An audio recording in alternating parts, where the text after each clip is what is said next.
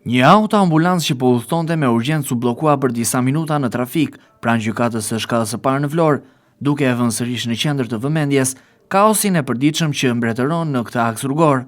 Rruga që kalon përballë gjykatës është kthyer prej kohësh në një pikë të nxehtë për trafikun, ku bllokimet dhe mungesa e rregullit e bëjnë thuajse të pamundur qarkullimin normal, sidomos për mjetet e emergjencës. Shërbimi i autoambulancës, i cili çdo minutë mund të bëjë diferencën mes jetës dhe vdekjes, u detyrua të qëndronte i bllokuar në një kolon të gjatë automjetesh, pasi mungonin forcat e rendit që mund të menaxhonin situatën. Kjo ngjarje nuk është një episod i izoluar, por pasqyron realitetin e përditshëm të një rruge ku trafiku ngrihet vazhdimisht dhe mjetet ndalohen për shumë minuta, duke i krijuar një zinxhir problemesh që prekin të gjithë qytetarët. Zona përreth gjykatës nuk është problematike vetëm për shkak të trafikut të rënduar, por edhe për rrezikun e shtuar që sjell kjo situatë. Vonimi i automjeteve dhe mungesa e lëvizshmërisë krijon kushte të favorshme për keqbërësit, të cilët mund të përfitojnë nga kaosi për të kryer akte kriminale ndaj personave të përfshirë në procese gjyqësore, qoftë ndaj të pandehurve, palëve në konflikt, apo edhe ndaj gjyqtarëve dhe prokurorëve,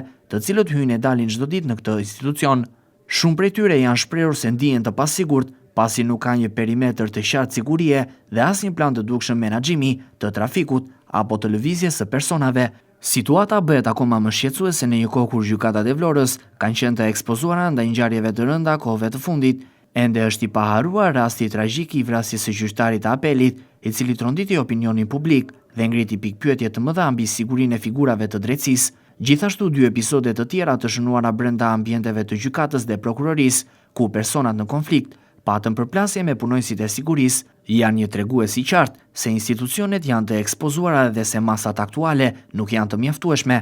Pavarësisht këtyre ngjarjeve serioze, asnjë mas shtesë sigurie nuk është marrë, nuk ka patrulla të përhershme policie që të monitorojnë trafikun, nuk ka plane të posaçme për mbarvajtjen e qarkullimit në oraret ku zhvillohen seancat gjyqësore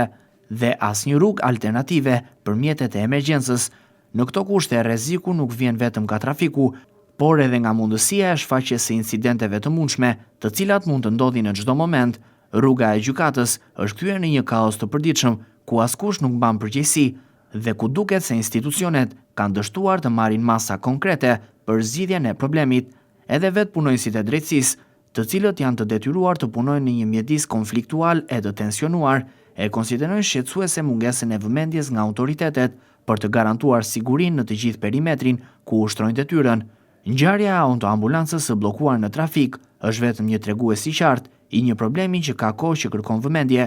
Rruga pranë gjykatës së Vlorës është ndëruar në një simbol të një infrastrukture të pambështetur, të një menaxhimi të dobët dhe të një rreziku të shtuar për qytetarët, si dhe institucionet publike. Në një vend ku gjykata duhet të përfaqësojë sigurinë, qetësinë dhe zbatimin e ligjit, sot mbizotëron kaosi, duke lënë të hapur dyert për incidente të mundshme kriminale.